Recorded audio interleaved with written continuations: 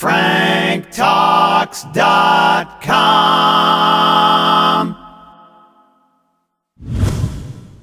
Relationships, sex, passion with Dr. Laurie Betito. Hear the show live weeknights 10 to 11 on CJAD 800. Welcome to Passion, a show all about love, sex, and relationships. Tonight on Passion, the Boys Club, we give men equal time here on the program. The members of this exclusive club tonight are Ryan Ryder. He's a sports guy here and technical producer at CJD. Frank Kermit of franktalks.com and a regular contributor to Passion.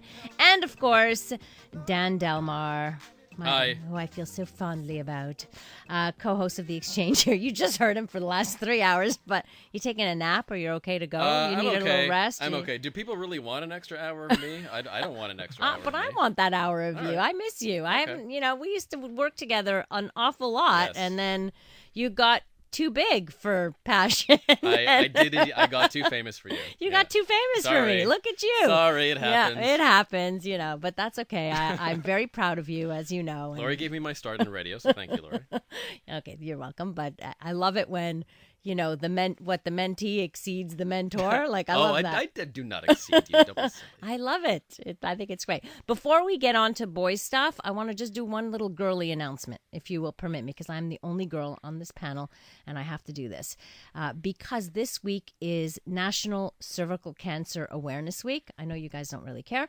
But what if the A in PAP stood for abnormal? Each year, 400,000 women in Canada receive an abnormal PAP test result. If left untreated, the abnormal cells of the cervix could develop into cancer. So just because you feel normal doesn't mean everything is normal. Get your PAP test today. PAP test saves lives. And guess what? Free walk-in PAP test clinic taking place at the Jewish General Hospital on Côte St. Catherine Road. It is organized by the McGill Obstetrics and Gynecology residents. It is happening tomorrow and Wednesday from 4 to 7 p.m. That's tomorrow and Wednesday. It is a free walk-in PAP test clinic, Pavilion E703. The room is 703. So Pavilion E, room 703, between 4 and 7. Bring your mothers, sisters, aunts, cousins, friends. Go en masse. Get your PAP test. It is a free walk-in PAP test clinic for National Cervical Cancer. Ives, please pass the information on. Okay? Will do. Good? Sounds All right. good. Excellent. So we've got lots of topics to cover tonight, and anything anyone else wants to talk about, you can just call in, suggest it, and usually we start with something and we go off on a million different tangents. 514-790-0991. You can text us at 514-800, and it's always great to get the perspective, the male perspective on things. And on Wednesday we actually have the ladies in, so we'll get the female perspective, sometimes on the same topic. Like one topic that we did to death was that stupid toilet seat. Oh, no, don't start I'm with not that. going Please, Laurie. What's the toilet seat one? Oh, just, up, Oh, down. no. What it kept coming back and recurring, that's- and people kept bringing it up, and it was like, so we did that one to death. And I solved that one, by the way. you solved it? What'd you Yeah. do? You took out the toilet The seat? majority wins. If it's a majority male household, you leave the seat up. If it's a majority female household, you leave it down. Exactly. Okay. In my That's household not growing bad. up, we were 4 guys, 1 girl, so I never heard about the So toilet for seat you, that dilemma. was never an issue because you guys just left it up. until Your- I had your girlfriends mother... and they would fall in the seat. That's right. See, in my house, we're more girls than we are guys, so it Build works. houses with 2 toilet bowls in the bathroom. Oh, that's not bad. Isn't They, her. some of them Or- have the bidet and the I the can't believe we're bidet's talking weird. about this The again. bidet's really weird. The bidet's but, weird? But to me, I've always judged success as having enough funds to have a bathroom big enough to house a urinal. Oh, that's great. I want a urinal. Actually, that's gonna a throw that out really, there. Good idea. really Yeah. good idea. That's You're not gonna a start a bad fad. idea. I have to tell you, I have a girlfriend who has a little boy, and I walked into her bathroom one day, and I see this miniature little urinal. She actually bought this thing that was of course, it's not a flushy whatever, but it's to teach the little boy how to, pee in a urinal. And it was this, I thought it was so cool, right in the bathroom. I said, if they can make one just like that, we should be able to put them in our bathrooms. What a great idea, Dan. Okay. We'll keep So that one. what's his initiation, by the way, before we get into a Oh, topic? is there initiation? I don't know. What's the initiation That to get Ryan into the boys' decides club? on that one. I I'm don't know keeping who my gets clothes it. on, so there's nothing freaky going on here. Nothing freaky, right? Yeah, you have to dance naked right there, right on top there. The cameras are going. We're all right. live feeding this. Not. Okay. Here's something I want to share with you. A study conducted by datingadvice.com, very scientific. More than a third of Americans, 34% of Americans, have had sex on the first date. Of course, men were twice as likely as women to respond yes to that question, so I'm not sure how that kind of works out. Maybe because some of them were gay. I don't know. But gay participants were more likely to as well, with gay men and women admitting to sleeping with first dates at twice the rate of their heterosexual counterparts. So what does that mean? People lie. You think people are lying about it? I think it happens more often. I don't think. I think the numbers should be much higher, or would be. If You people think were- it's higher than this? Really? Yeah. I think people like to play games. Well, we met at 8 p.m. and if we had sex after midnight, it counts as day 2.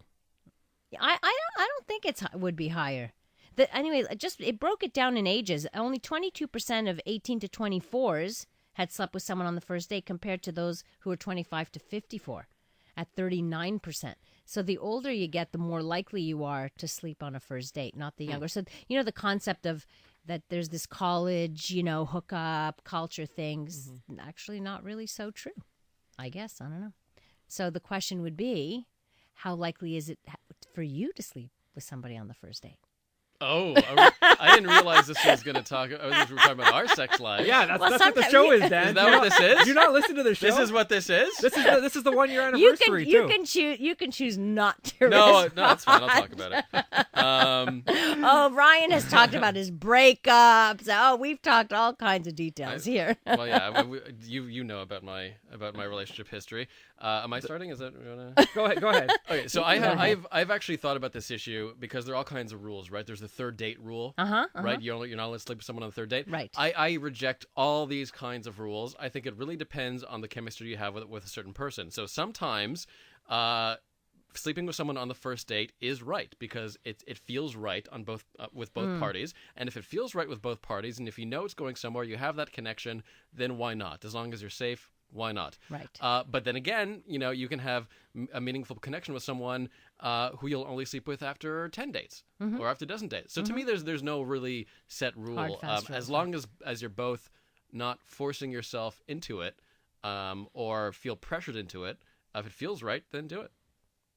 Frank, The sooner the sex, the better. you always say that. I like Frank.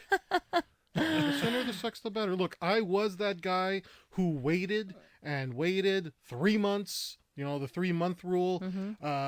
And when I got into changing my life and changing my rules, and there was an opportunity to have sex on a first date, I took it.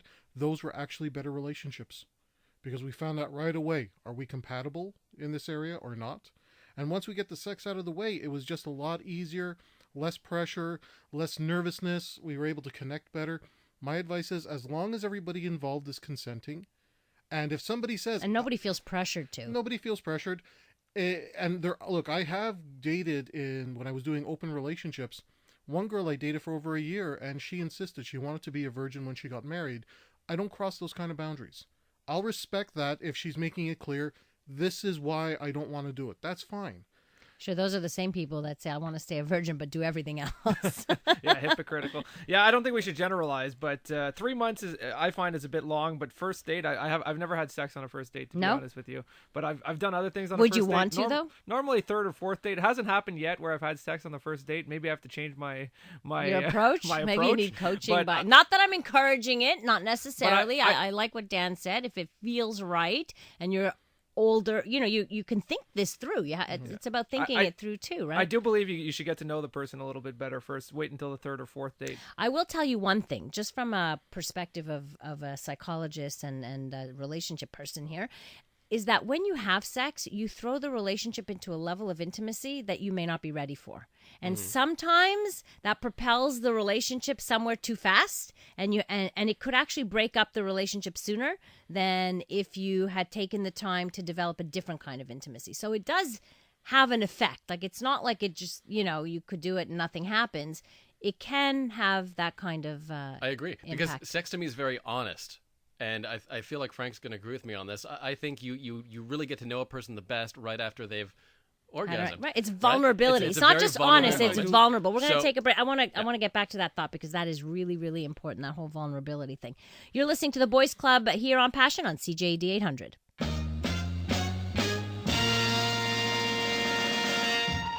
You're listening to Passion with Dr. Laurie Betito on CJAD 800. This is a man's world. This is a man's world. The Boys Club tonight on Passion. Frank Kermit is here. Ryan Ryder, Dan Delmar. Dan's first time. He's a Boys Club virgin, but not anymore. We got to deflower him here.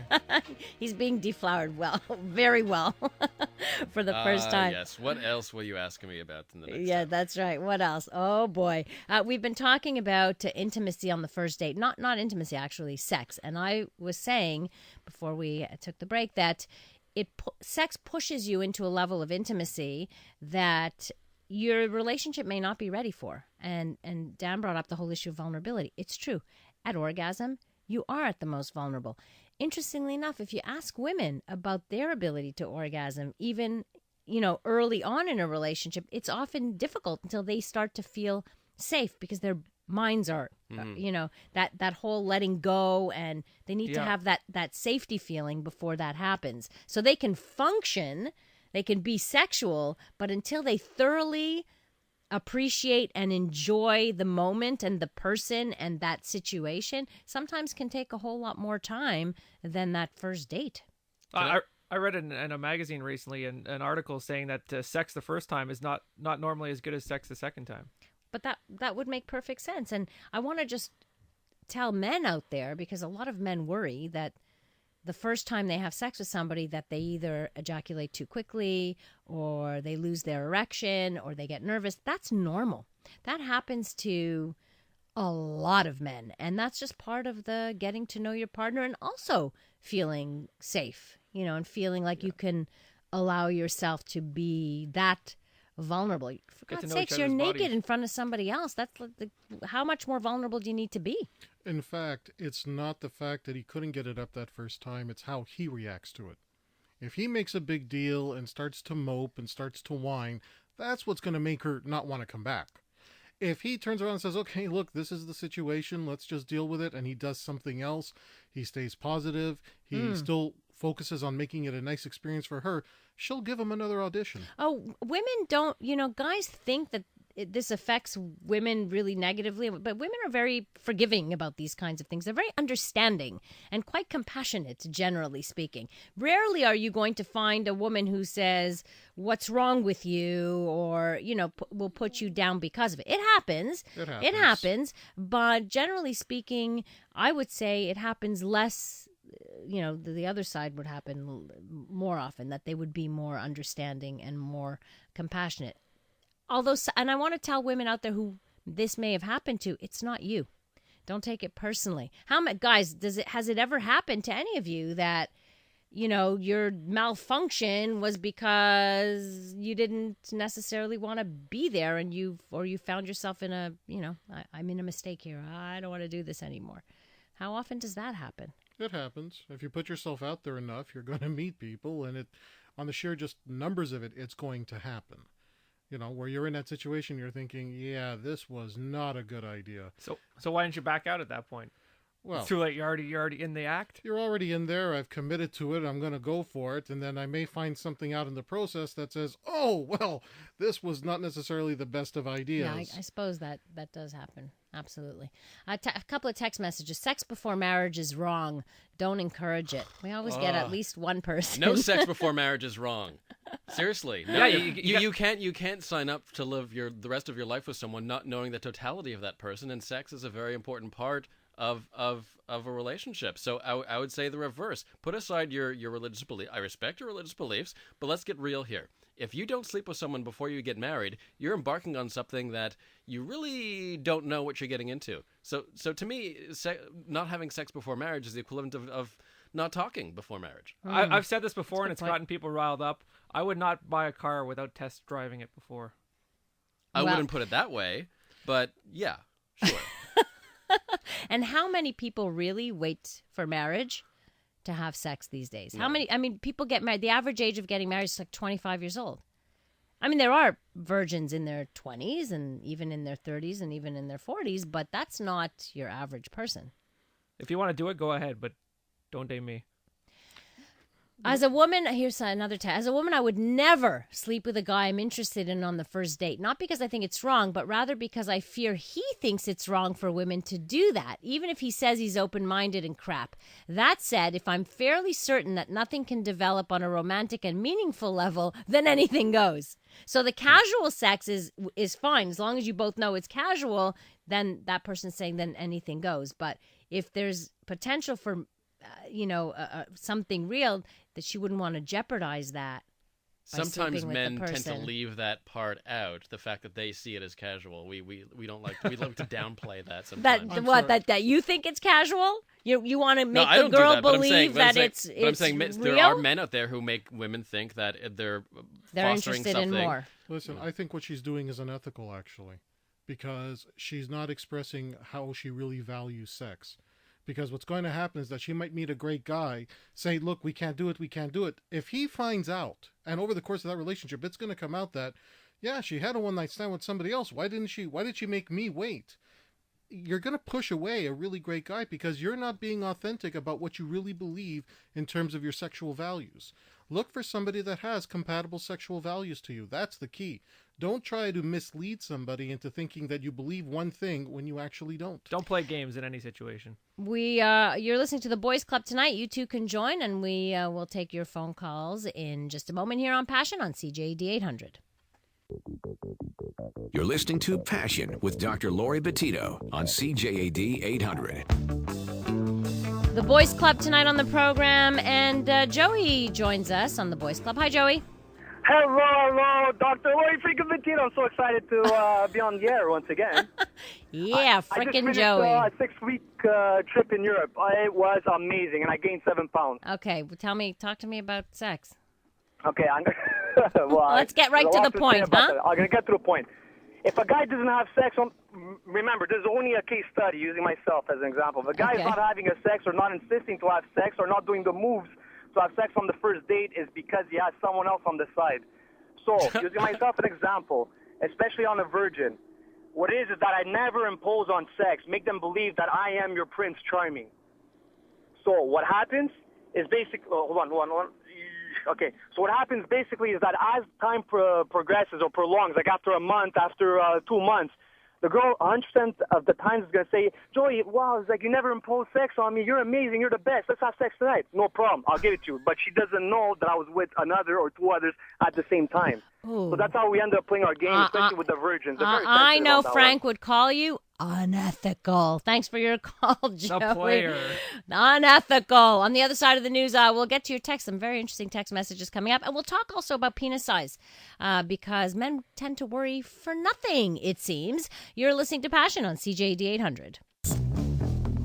You're listening to Passion with Dr. Laurie Betito on CJAD 800. The Boys Club tonight on the program. Once a month, a panel of guys joins me, and we get the guy perspective on things. Usually we talk about male kind of issues. And tonight, joining us on the Boys Club, Ryan Ryder. He's a sports guy and technical producer. Frank Kermit of FrankTalks.com and a regular contributor to Passion on dating dilemmas. And Dan Delmar, who is a good friend of Passion's. a longtime friend. Huh? A friend of the show. A friend of the show. A graduate of Passion Academy. Graduate of Passion Academy. That's right. One of our first graduates many, many moons ago. I don't even know how many years ago that was. But now he's his own co-host of The Exchange here on CJD, and he has gone very far since those days. Seems like forever ago. Talking about all kinds of things tonight, and you two can join us. In fact, we've been talking about marriage, having sex on the first date, blah, blah. Here's a couple of text messages. I just don't know how people can have casual sex all the time. I can't even order a pizza on the phone. Then another one is a little sadder. She had hers. She got up and dressed and left. I was dumbfounded. That was humiliating. I had a crush on her to boot. Still hurts. Yeah. Long time ago, though. So it's when the woman does the, see ya, I'm not sleeping over kind of thing and disappears in the morning and never calls you again. So that either way, it hurts whether it's a woman doing it or the guy doing it. A marriage license should be like a driver's license. You need a learner's permit first. And I think that goes with what you were saying, Ryan, about test driving the car beforehand. Yeah. So there's a study here, and I'll just read you a little part of it here. Apparently plenty of well-endowed men are ashamed of their penises, even those that are well endowed, while lots of men with smaller penises strut their stuff with confidence, according to a study published in the Journal of Sexual Medicine. Men worry far more than women about penis size. One study that was published in the journal Proceedings of the National Academy of Sciences found that women preferred larger penises, but only up to a point. Anything bigger than a flaccid length of about 3 inches just did not actually impress any women. What else? So apparently, men continue to fret over the size of their penises, listing it among their top body concerns, along with height and weight. What they did, but it's funny because they all had their penises measured and such, and even the guys with the bigger penises tended to be really self-conscious about it. So I'm just wondering, like, what's up with that? Are all men Are we going to go around the worried room now? about this? I'm Frank, not how many asking. inches? I am Get the not. ruler out. I am not asking for measurements. I'm just in your own experiences with guy friends, with guys. Like, is this really something that your average guy worries about, no matter what size he is? Like, is it a regular thing? Like, do men talk about it with each other? I can honestly say I've never had a conversation about penis size with any male friend ever. Ever? Never. Okay. I've had joking conversations, like what? I don't know, like you have a small You penis. you would say that to the guy? What? You'd be looking at it? No, Where but would as a you joke, be? just as a joke, just be like, you have a horse dick, you have a small dick. Okay. Frank? Maybe I have a weird group. I can friends, tell you, yeah. amongst friends, this was never a topic of discussion. However, it's a concern that a lot of guys have. Those guys who are very well endowed always got a lot of attention when they really didn't want it. For example, in a lot, and everybody would notice, and it became a topic of discussion. Hey, did you see so and so? It's huge, and it's just a lot of unwanted attention. So it makes people feel self-conscious. For the guys that are on the smaller side or the average size, they're comparing themselves to porn stars and what they see in videos, Yeah, and they're saying, that's the problem. I don't match up to that. How am I going to get a girl? They're already not feeling very confident about themselves, or they don't see themselves as a prize. Right. Guys who are on the smaller size usually are told, or they're counseled, just focus on your other qualities and try to compensate. So when they're strutting their stuff, it's because they say, okay, I may be an average size down there, but guess what? I've built up my life. I've got a lot of other qualities here. So you're taking the whole package. Napoleon complex. I've I never had don't- I I've never had a wouldn't- problem in this department. I'm well endowed. And Oh, yeah, I'm yeah. I confident. love the way you take that opportunity to have to be able to say that. You looking for a date, Brian? Possibly. You can add me on Twitter. Do not use the show for that, at okay? Ryan For Ryder your own Tweets. purposes. I've already got an ad tonight on Facebook, so search You're- me up. Right. Your average guy is about, and this, everybody should know this, it's about 5.5 inches erect. And it doesn't matter what you are flaccid. You could be a shower or a grower. It doesn't really matter. They will be equal in the long run. So I think guys have a lot of fears. I get a lot of questions about that from guys, especially the guys who go into the locker rooms. They don't see erect penises. They see flaccid penises, and they compare. The only erect penises they usually see are in porn. Exactly. Unless they have some male friends that they would like in the same room all masturbating together. Which is while they're more young. of a teenagey thing, I Yeah. would imagine. I don't know how grown Is men that a do thing? this? Do no, grown not to my knowledge. Is that a thing? Do men masturbate together? Is that Uh, It the depends only what you're ones- into. Didn't you ever hear circle jerks? Well, yeah. I mean, Okay, so th- that's together, no? there was rumors of that circle jerk on Mount Royal in the gazebo. Have you heard about this? No. I thought you were Yeah. going What to say was CJD. that? I No, was going to for- be like, what? No, for many years, apparently, this is just a rumor, but apparently, Friday nights at midnight, if you go to one of the gazebos, I don't know if it's still going on, but you went to the gazebos back in the day, and there was a circle jerk. When I Really? was involved, Yeah. when I was involved in the swinger community, they used to talk about exactly that. There are places on Mount Royal where they would actually masturbate, and a couple would show up, and they would stay inside the car doing something, and they would have a bunch of voyeurs, relieving Warning, themselves. children, do not go to Mount Royal. Yeah. When? I took a Wow. date to Mount Royal once, and it was just amazing that there was a lot of guys. It was mostly guys following us.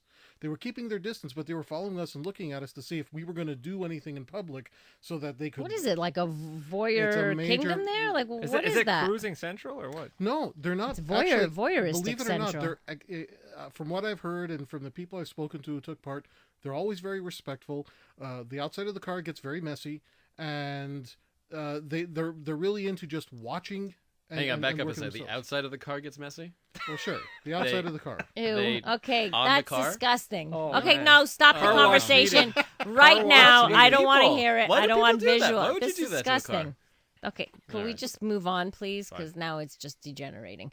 Can we talk about Tinder, the dating app that everybody is talking about? Anybody on Tinder? Anybody? I'm on Tinder. I don't think it's the greatest app, but I did get a date from it, and it led okay, to a well, second date. okay. Tell me how that worked. How does it work? It's pretty much like Hot or Not. You see photos, and then you put it to the right if you like the person. You put it to the left if you don't like the person. And then But these are people coming from your Facebook, right? No, it's not from Facebook. It's people you don't know. Your Facebook is connected to Tinder, so it shows Okay. your profile. It shows picture, like you choose a picture or two to put on Tinder from Facebook. Okay. And it takes your likes from Facebook. Okay. And your location from your phone, but Okay. it's not really. It's not with your friends. But from it Facebook. takes your it's people you likes- don't know. It's But it takes your likes from Facebook, matches you up with other people who have the same likes from Facebook. No, it doesn't match you up with people for the same likes. It just says if they have any likes that are the same as yours. But most of the time, they might have one or two likes that are. But the same. but for what I understood is that you would only make the connection if you had something in common, whether it was a friend in common, a like in common, something. It's pretty much just by the photos. It doesn't. It's by And then so if proximity you and say photos, that's it. okay that yes that looks interesting to me, and she says yes you look interesting to me, then the match is then made. you connect and you can have a chat, and from So there hold you on, can- you GPS. can meet up. So what? You looked around and said, "Oh, where are you? Where are you?" How did it work? I Like, just- how does that I work? was just flipping Does through it pictures. beep? What? I was flipping through pictures, like you, don't like you, and then when it was a mutual match, then a message pops up. You start to chat, and with one of the girls, I ended up meeting up with her, and we had. But two were you dates. We had close? a Like, nice why time. GPS? What's the GPS part of it?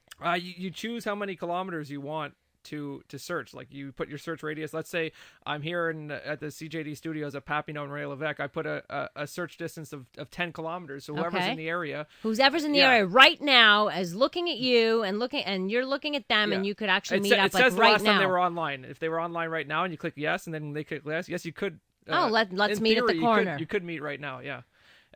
In Okay. theory, though. So you got lucky with Tinder. Yeah, I did, and I don't think it's that great. Like What there's don't so you many like people about on it, but like much like other dating sites, like it's kind of a joke. Like you just put a picture up. Like okay, not a lot of people aren't actually serious. They say but, they people have met from it. I don't know how many serious relationships have come up. Apparently some. maybe We'll more talk hookup about it. If culture. anybody has used Tinder, give us a call here, 514-790-0991. You're listening to The Boys Club on Passion on CJD 800. You're listening to Passion with Dr. Laurie Betito on CJAD 800. I got my boys in studio, The Boys Club tonight. Later on in the week, we get the women, and that we call that the Passion View. We want to have them together on our laps. I know, just get out of here. You know, you're now you sound creepy. And speaking They of said it, not me. speaking of They said creepy, it. No, all right. I'm disagreeing with them. Text message here, so creepy, that Mount Royal story, and the way our beloved Frank explained the whole thing in his matter-of-fact tone made it sound He even, was there, not even me. Yeah, he made it sound creepier. normal. LOL. You're like, you bring in the creep factor. You know that? That's not true. Hey, I'm the beloved friend. Yeah, I know. With the creep factor. Like and I remember, and it comes back to that McDonald's story, which you here we wrote go. about. You wrote about it in the Montreal Montreal Times Times. this week. So if you want to read it and recap, you'll see it. But I remember calling you creepy then too. Listen, I have the information that everybody would like to know about, but everyone's too afraid to talk about. What? That's what I do. Frank has this very calming tone, and he'll be like, someone ejaculated in the car. No big deal. It's just like, it's a thing. It's a thing people do. It's normal. At this Nothing to point, see here. with Yeah, the Frank's life- done it all. Actually, I haven't done it all. There's still a few things I'd like to get to, but I made it a point to say it's better to know the truth, no matter what it is, than to live a lie. I agree with you. And at this point, the very little is ever going to surprise me with the life I've lived and all the stories I've heard. Yeah, I'm sure. Likewise with all I mean, the some people do stories think I've that heard. ejaculating on a car is the ultimate truth. That is so disgusting. Can we please move away That from is that? not on my bucket list. You know? I'm gonna just pass on fixated on that. the one. fact that this happened to just to someone. show you Many what people, the it Boys was a culture. Club. It's a culture. All right. Just listen to you guys. Just listen. Take a step away and listen to what you guys are focusing on. Just saying, okay? can we move on to something more serious, like online dating? Okay. Can we talk about that? Because Tinder, I guess, is the newest online kind of dating thing. I just want to know if it works for some of you. There's a new study that showed that they looked at how does online dating differ from traditional face-to-face encounters, and does it lead to more successful romantic relationships? And they generally, the conclusion was that internet dating is a good thing, especially for singles who don't otherwise have many opportunities to meet people. And listen, the numbers of people who meet now have, from 3% in 2005 to 22% of couples meeting online now.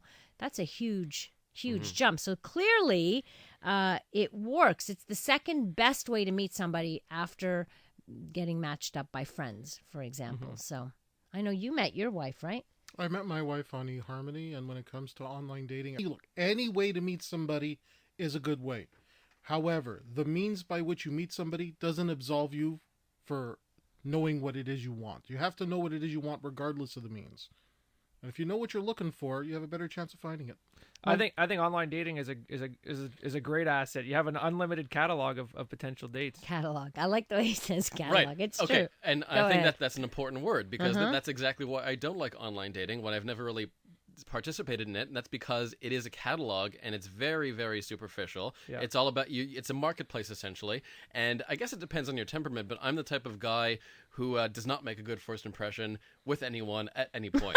So you really Are you serious? Yeah, and you really You made have a good to, impresn't on me. He's an acquired taste. Of course I did. I'm I wasn't definitely looking at you acquired taste. romantically. That was not romantic. definitely Right. an acquired taste. So I'm confident that when women do get to know me, they do like me.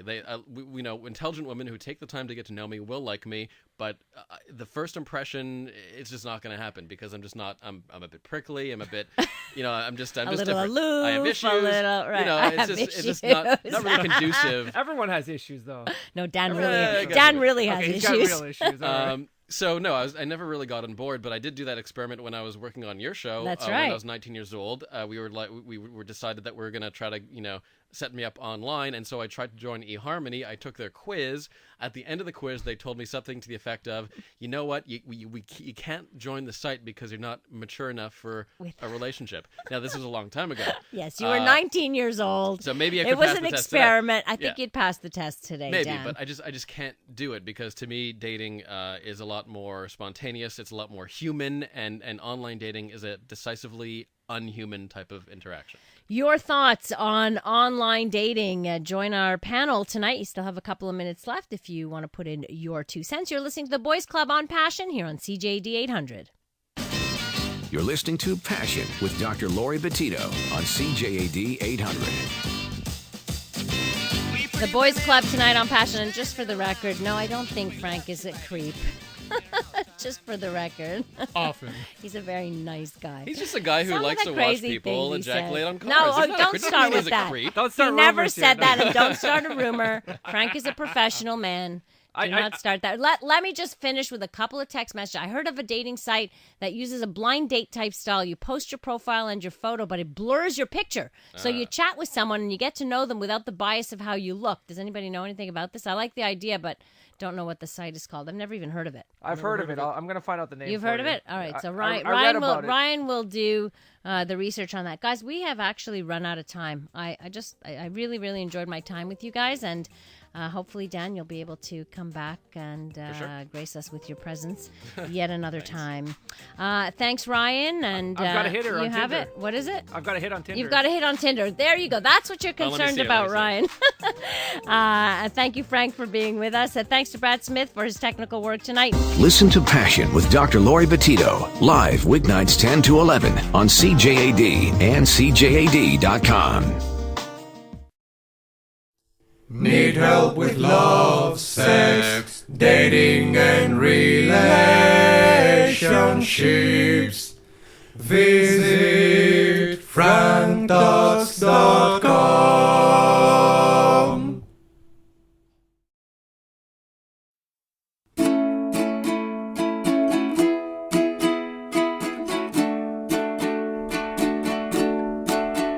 If you need help with your relationships,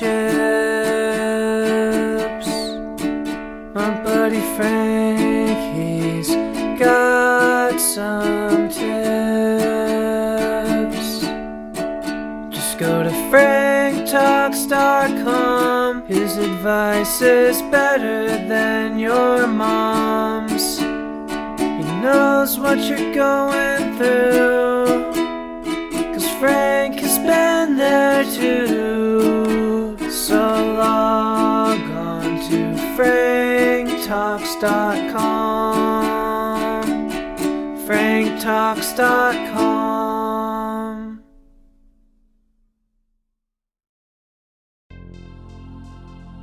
Need help with love, sex, dating, and relationship issues? Help from Frank Kermit, the best-selling author and Canada's most international relationship coach, is only a click away at franktalks.com. Coaching available in person, by phone, and by Skype. For singles, couples, and alternative lifestyles, franktalks.com.